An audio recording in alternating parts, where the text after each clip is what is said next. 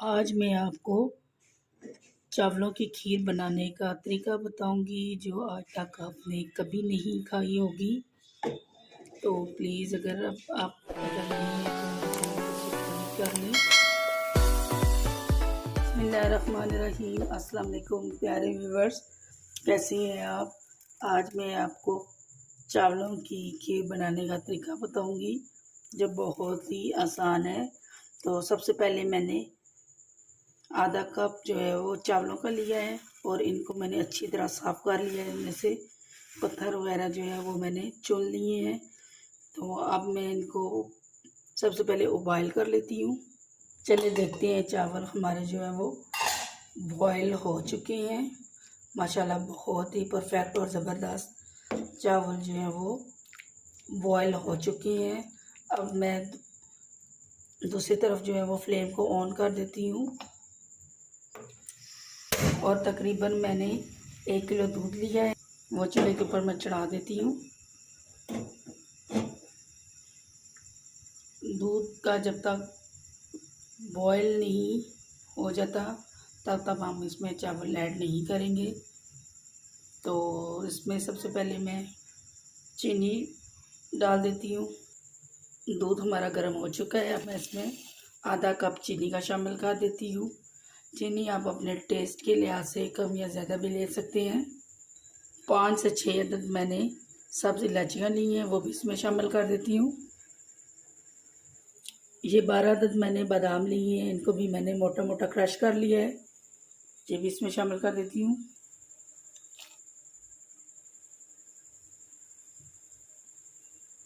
तीन से चार अदद जो है वो मैं ड्रॉप्स डालूँगी केवड़ा के।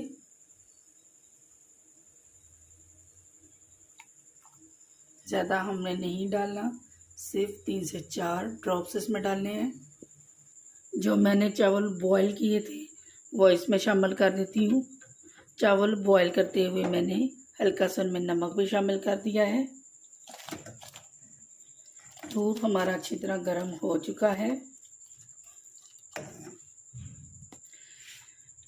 आंच मेरी थोड़ी सी तेज़ थी जिस वजह से चावल जो है वो नीचे थोड़े से लग गए हैं।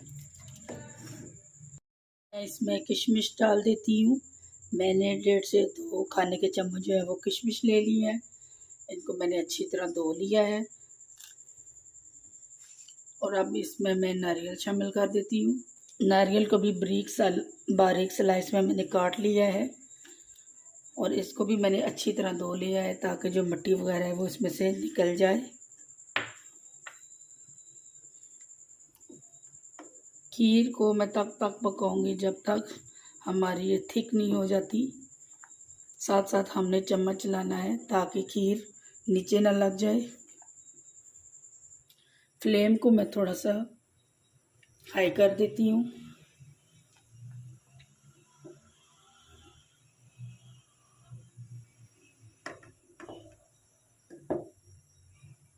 मीठा मुझे इसमें कम लगा है, मैं और इसमें डाल देती हूँ 3/4 कप मैं और शामिल इसमें कर दूँगी। तकरीबन मैंने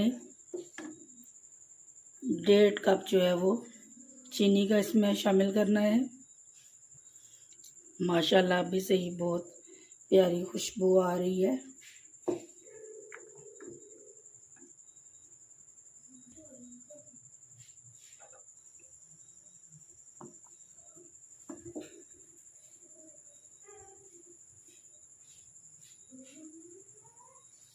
एक चुटकी मैंने ज़ाफ़रान ली है, सिर्फ एक चुटकी। अगर ये आपके पास है तो आप डाल लें, नहीं तो कोई बात नहीं।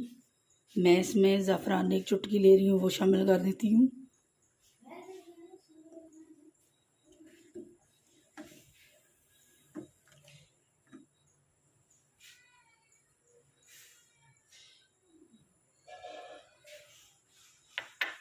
ज़ाफ़रान से मज़ीद खुशबू और टेस्ट में इजाफ़ा हो जाएगा, इसलिए मैंने ज़ाफ़रान डाला है। ये ऑप्शनल है, आप चाहें तो इसमें डाल दें। अगर आपके पास है तो डाल लें, नहीं है तो कोई बात नहीं। ज़रूरी नहीं है कि ज़ाफ़रान भी इसमें आप डालें। खीर हमारी जो है वो काफ़ी थिक हो गई है, गाढ़ी हो गई है। तो अब मैं फ्लेम को, खीर माशाल्लाह हमारी काफ़ी गाढ़ी हो गई है, थिक हो गई है। तो फ्लेम को अब मैं बंद कर दूँगी, क्योंकि जब ये ठंडी होगी तो मज़ीद जो है वो ये थिक हो जाएगी। माशाल्लाह बहुत ही ज़बरदस्त खुशबू आ रही है। आप भी ज़रूर बनाइएगा, ट्राई कीजिएगा।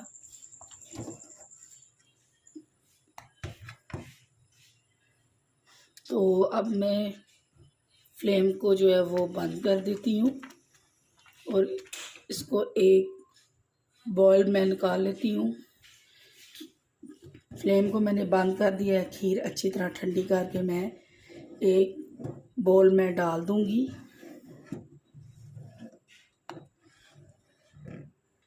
जब ये खीर बनाएंगे तो आप लजीज़ा खीर और दूसरी खीर को तो भूल ही जाएंगे। अब मैं इसको ठंडा करके एक बाउल में डाल लेती हूँ। खीर मैं एक बाउल में डाल देती हूँ। खीर को अब मैं डेकोरेट कर देती हूँ। डेकोरेट मैं सिर्फ इसको बादामों से करूँगी।